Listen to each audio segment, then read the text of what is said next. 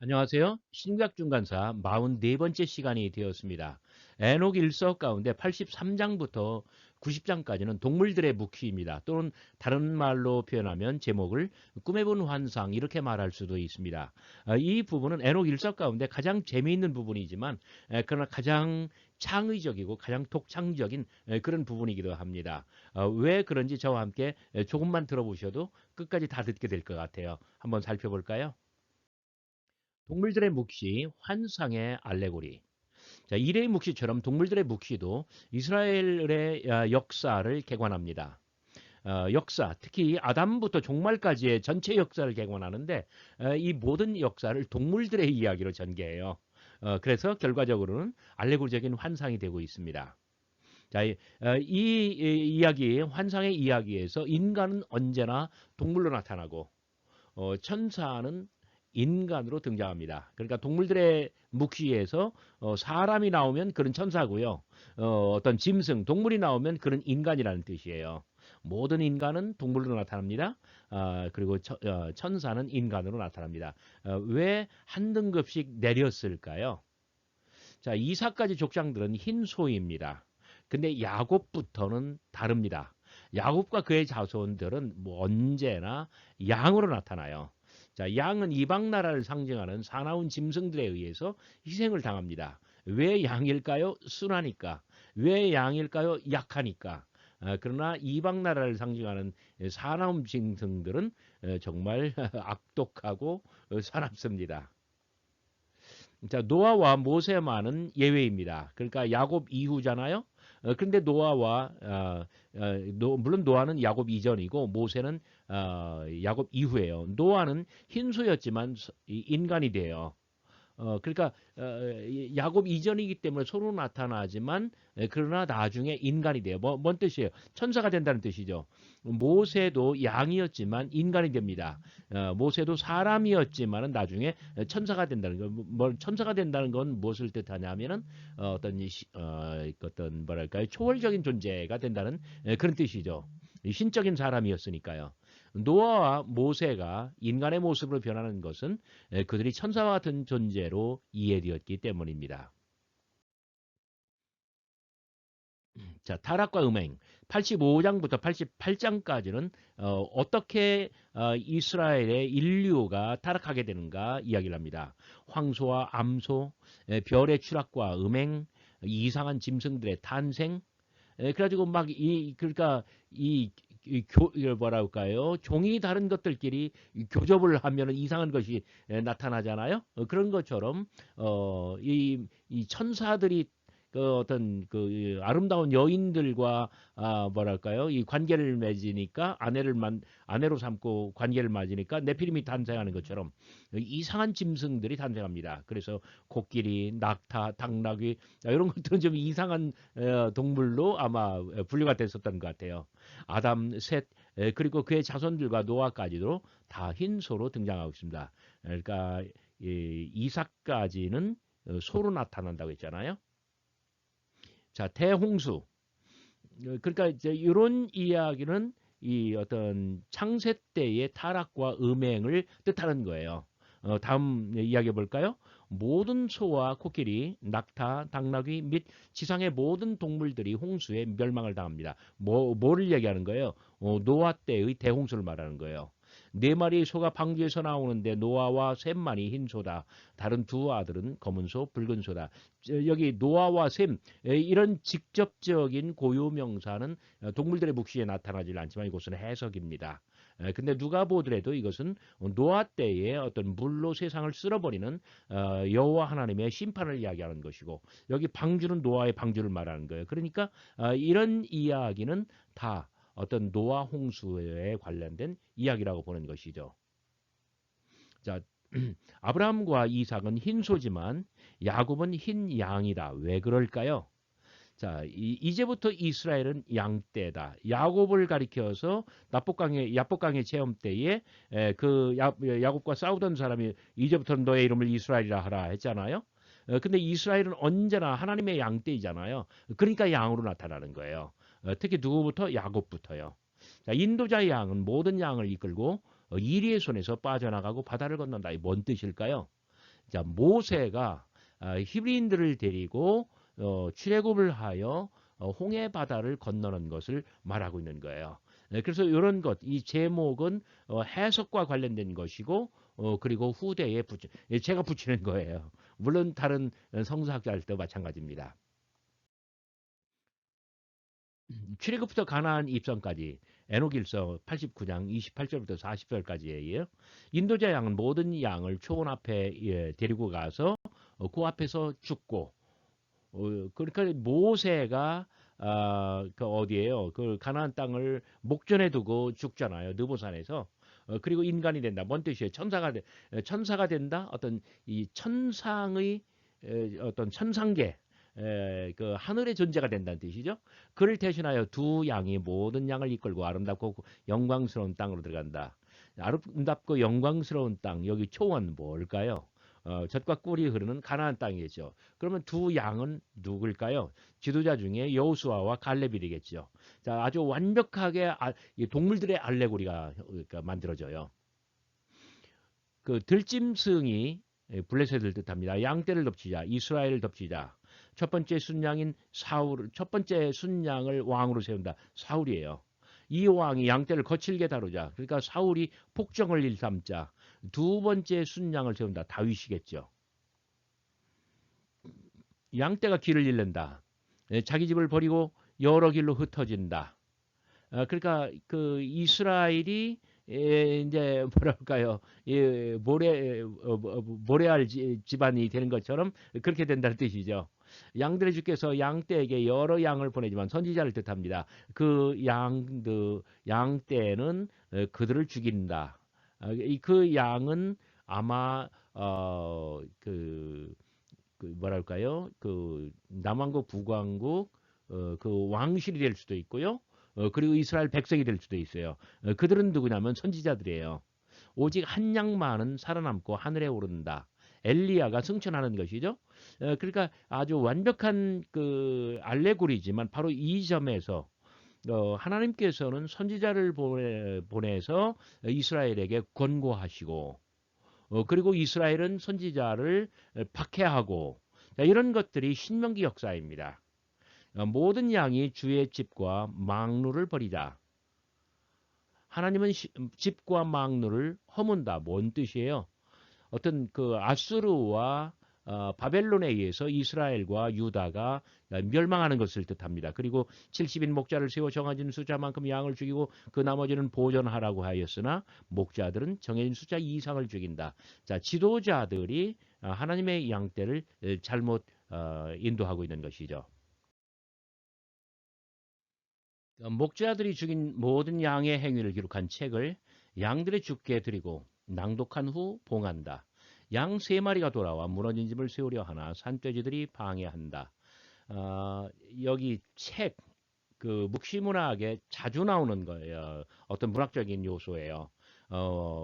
뭐냐면은 사람들은 내세가 없다고 생각하고 보는 눈이 없다고 생각하고 아무렇게나 행동하고 여호와 하나님의 명을 어기고 백성들 남들한테 굉장히 나쁜 짓을 많이 해요. 그러나 그 모든 어떤 그 악행과 선행은 다 보는 눈이 있고 그리고 보이지 않는 사람들에 의해서 기록된다는 거예요. 그것이 바로 책이에요.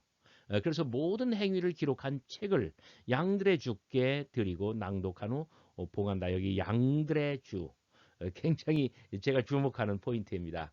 양 세 마리가 돌아와 무너진 집을 세우려 하나. 그러니까 어떤 사람들일까요? 예수아와 스룹바벨, 그다음에 느헤미야, 에스라 뭐 이런 사람들 거예요. 근데 왜 세 사람이라고 했는지는 저도 잘 모르겠어요.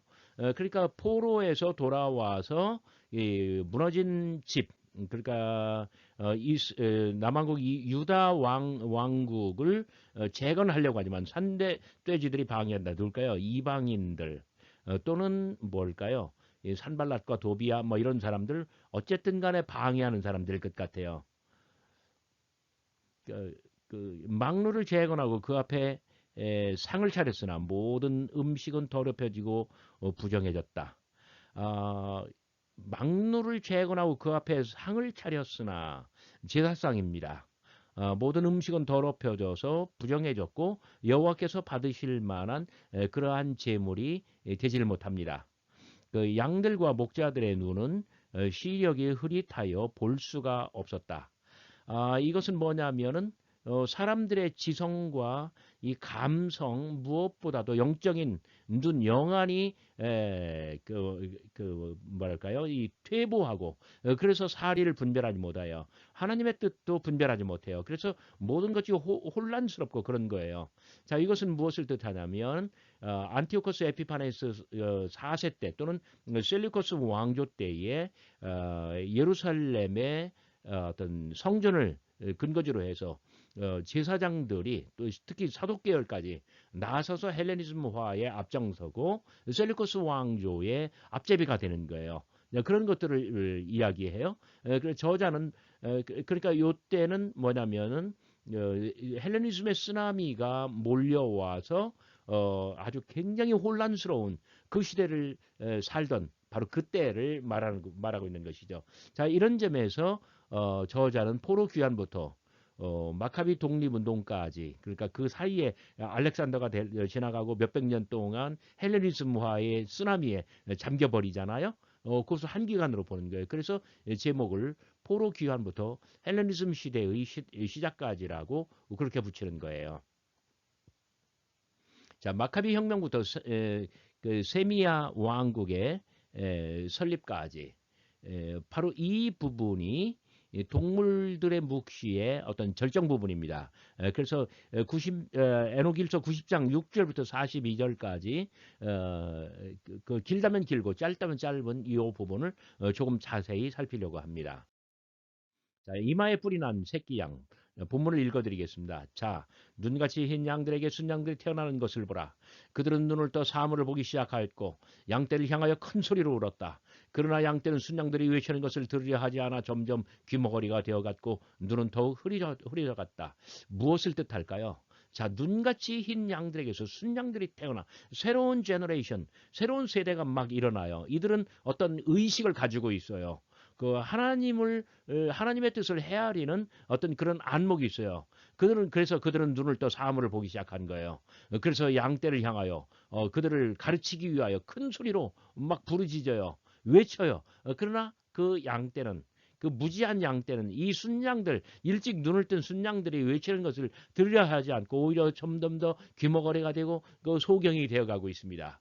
그때 나는 여기서 나는이라고 1인칭 단수가 나옵니다. 누굴까요? 에녹이겠죠. 묵시가입니다. 나는 환상 속에서 순양들의 머리를 날고 있던 까마귀가 순양들 중 하나를 잡아먹 뜯어먹는 것을 보았다. 이 까마귀가 누굴까요? 헬레니즘을 대표하는 셀리코스 왕조일 거고 그리고 특히 아마도 안티코스 에피파네스 4세일 것 같아요. 나는 순양들에게 뿔이 나는 것과 까마귀들이 그 뿔들을 부서뜨리는 것을 보았다. 그때 나는 자, 순양들에게 뿔이 나요. 그런데 그 양들 중 하나에게서 큰 뿔이 나는 것. 그리고 그가 다른 양들의 눈을 열어주는 것을 보았다. 이 사람이 누굴까요? 양이에요. 그런데 이 순양들 중에 하나예요. 이 까마귀에게 어떤 침해를 받지 않는, 침략을 당하지 않는, 그리고 데미지를 입지 않는 그 양이며, 그리고 다른 양들의 눈을 열어주는 어떤 특별한 순양이에요. 유다 마카비를 말합니다.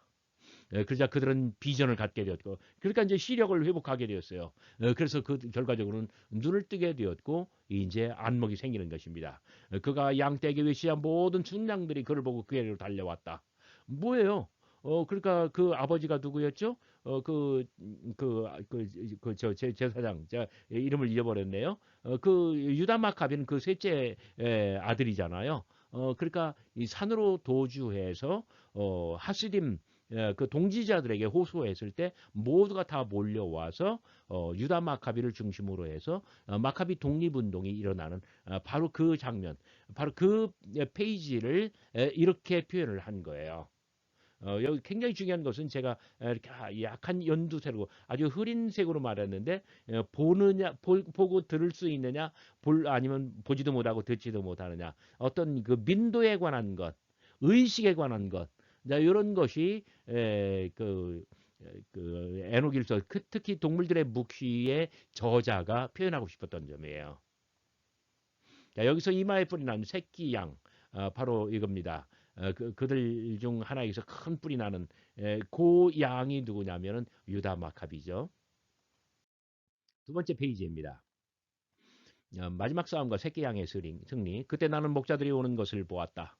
독수리와 솔개는 그 순양들의 뿔을 부서뜨리라고 까마귀의 큰 소리로 외쳤다. 요것들은 뭘까요? 제가 보기에 독수리와 솔개는 어, 유, 예루살렘에 있는 이 헬레니즘화에 앞장섰었던 그 개혁파 제사장들이에요. 아마 대제사장일 수도 있고요. 안티코스 에피파네스에게 큰 소리로 외칩니다. 그러니까 외세를 끌어들이는 거예요. 그런 그들과 싸웠다. 까마귀와도 싸우고 독수리와도 싸우고 솔개와도 싸우고 그들은 서로 치열하게 아주 접전을 벌입니다. 그들과 싸우면서 그가 큰 소리로 외치자. 막 유다 마카비가 얼마나 절박하게 하나님께 간구해요. 그랬더니 하나님의 도우심이 임해요. 나는 목자들의 이름을 기록하여 그들의 양들의 주께로 올린 그 사람이 오는 것을 보았다. 그 사람은 누굴까요? 자, 동물들의 묵시에서 사람으로 나타나면 누구라고요? 천사죠. 어떤 천상계의 존재. 하나님 여호와 하나님을 보좌 곁에서 시중드는 뭐 가브리엘이나 미가엘이나 그런 존재예요. 그래서 목자들의 이름을 기록하여 그것들을 양들의 주께 올린 그 사람, 양들의 주. 그러니까 이스라엘 백성, 유다 백성은 양들이고 양들의 주는 하나님입니다. 그 천사가 오는 것을 보았다. 그는 그를 도운 사람이며 모든 것을 그에게 계시한 사람이다. 그렇게 그 수양에게로 그 순양에게로 도움이 왔다. 나는 주님의 명령을 따라 책을 기록하던 그 사람을 보았다. 요 사람도 천사죠. 그는 마지막 12 목자가 가져온 멸망에 관한 책을 열었다. 그는 양들의 주 앞에서 그들이 앞선 이들보다 훨씬 더 큰 멸망을 겪게 될 것임을 알렸다. 나는 양들의 주께서 그들에게로 와서 진노의 지팡이를 잡고 땅을 치는 것을 보았다. 그러자 땅은 입을 벌리고 그 모든 짐승과 하늘의 모든 새들을 양들 앞에서 삼켜버리고 다시 입을 닫았다. 하나님의 이제 막 무시무시한 심판이 시작된 것이죠. 그때 나는 하나의 큰 칼이 그 양에게 주어지는 것을 보았다. 그러니까 유다 마카비는 큰 칼을 받게 됩니다. 그 양은 모든 짐승들에게 달려들어 죽이려 하였고 모든 짐승들과 하늘의 새들은 그들이 면전에서 도망쳤다. 그러니까 유다 마카비가 완벽하게 승리해 나가는 과정을 묘사하고 있습니다. 순양인 유다 마카비가 이방 나라들 대항하여 싸우고 이기는 이야기. 자, 종말의 심판. 또 나는 아름다운 땅에 보좌가 마련되어 있는 것을 보았다. 그가 양들의 주를 위해 그 위에 앉고 봉인된 모든 책을 들어 양들의 주 앞에 펼쳤다. 그때 주께서는 눈처럼 흰 처음 7 사람을 불러 명하기를 처음 떠오른 별들 중에서 말의 성기처럼 음탕한 별들과 처음 타락한 별들을 그에게 잡아오라 하였다. 그러자 그들은 그것들을 모두 그 앞으로 잡아왔다. 그가 눈처럼 흰 7 사람의 하나이자 그의 존재에서 책을 기록하던 그 사람에게 말하였다. 내가 양떼를 넘긴 7명의 목자를 잡으라. 그들은 내가 정한 것보다 훨씬 많은 양을 주겠다. 보라, 나는 그들 모두가 결박되어 그물 앞에 선 것을 보았다. 그때 그의 심판이 행해졌다. 먼저는 별들이었는데 그들은 심판을 받고 죄가 드러나 저주의 땅으로 끌려가고 불과 연기가 가득하고 불기둥으로 타오르는 지옥 속으로 던져졌다. 다음에는 70목자도 심판을 받고 죄가 드러나 불지옥 속으로 던져졌다. 그때 나는 잠시 대지 한 복판에 입을 벌리고 있는 불로 가득 차 다른 지옥이 그 곁에 있는 것을 보았다. 그들이 눈이 먼 양들을 끌어왔고 모두 심판을 받고 죄가 드러나 그 불지옥에 던져졌고 불에 타버렸다. 그 지옥은 그 집 우편에 있었다. 그렇게 양들은 불에 탔고 그들의 뼈 또한 불에 탔다. 그러니까 무지무시한 어떤 뭐랄까요? 이 지옥의 장면, 심판의 장면입니다. 자, 이런 것은 우리 성경 가운데 어떤 문서에 있나요? 맞습니다. 요한계시록에 있습니다. 자, 여기 눈이 먼 양들은 누굴까요? 양이에요. 그러니까 유대인이에요. 유대인 가운데 끝내 의식을 회복하지 못하고 맹목적인 그 헬레니즘의 쓰나미에 빠져드는 사람들, 그다음에 셀루커스의 앞잡이가 되는 사람들, 셀루커스의 앞잡이가 된 바로 그 유대 개혁파 제사장들, 본분을 까먹은 그 사람들에게 좌지우지 당하는 바로 그 미련한 사람들입니다. 자, 양들의 주는 봉인된 책을 열고 심판을 거행한다. 반역한 파수꾼들, 양들을 잡아먹은 천사 목자들, 그 다음에 종말의 배교한 유대인들 모두가 다 심판을 받는다. 마지막 본문입니다. 그때 나는 일어나 그 옛집이 변하는 것을 보았다. 모든 길들과 열주들은 뽑혔고 장식들을 모아서 그 땅 남쪽에 어느 곳에 버렸다. 아마 흰놈 골짜기 그쪽 어딜 거예요. 나는 양들의 주께서 이전 것보다 크고 웅장한 새 집을 예전 것의 자리에 세우는 것을 보았다. 새로운 예루살렘 성입니다. 새로운 성전입니다. 기둥들과 열주들은 새 것이었으며 장식들도 이전의 것들에 비할 수 없이 새롭고 훌륭하였다. 왠지 요한계시에 나오는 어떤 뭐 홍보성 무슨 보성 막 그 열두 진주문 뭐 이런 것 같지 않나요? 양들은 모두 그 안에 살 수 있었다. 그때 나는 흰소가 태어나는 것을 보았다. 그에게 큰 뿔이 나자 들판의 모든 짐승과 한데 모든 새들이 두려워 그에게 빌었다. 나는 또한 모든 짐승들이 변하여 눈처럼 흰 황소가 되는 것과 그들 중 첫째는 머리에 아주 큰 뿔들이 자라 더욱 큰 짐승이 되는 것을 보았다. 양들의 주께서는 그것과 모든 소들을 보고 기뻐하셨다. 나는 그들 가운데서 잠들었다. 그 깨어나 모든 것을 보았다. 이게 종말 비전의 완성입니다. 자, 무슨 뜻일까요? 자, 환상은 새로운 집의 건축과 흰소의 탄생. 자, 여기 새로운 집의 어떤 건축. 더 크고 웅장한 새 집이죠. 그 다음에 흰소가 태어납니다. 그러니까 흰소가 태어난다는 것은 뭐냐면 야곱부터 양이라고 했잖아요. 그리고 그 이전으로 돌아간다는 거예요. 결과적으로는 완전한 새로운 집의 건축, 예루살렘과 성전의 회복을 뜻하고 흰소가 탄생하고 동물들이 흰 황소로 변하는 것은 창조 때의 그 정결, 그때의 질서, 그때의 하나님의 성결로 돌아가서 어떤 종말론적인 완성을 이뤄내는 것을 뜻합니다. 그래서 묵시문학은 역사의 기간, 하나님의 구원사의 기간을 피해서 어떤 뭐랄까요, 완전한 그 창조 때 그리고 역사 너머에서 어떤 종말의 완성 이런 것들을 이야기해요. 자, 그 동물들의 묵시는 그 야곱 때부터 이스라엘로 가고 이스라엘은 하나님의 양 때인 것을 어떤 그러한 점에 착안하여서 천사는 인간으로 인간은 동물로 나타나되 이삭까지는 소로 야곱부터는 양으로 해서 그리고 사나운 짐승들이 양 곁에 있고 그런 구도를 펼쳐서 아주 완벽한 동물들의 알레고리로 이스라엘 하나님의 천지 창조와 이스라엘의 역사 그리고 종말의 완성을 이렇게 이야기하고 있습니다. 여러분 끝까지 잘 들어주셔서 대단히 감사합니다.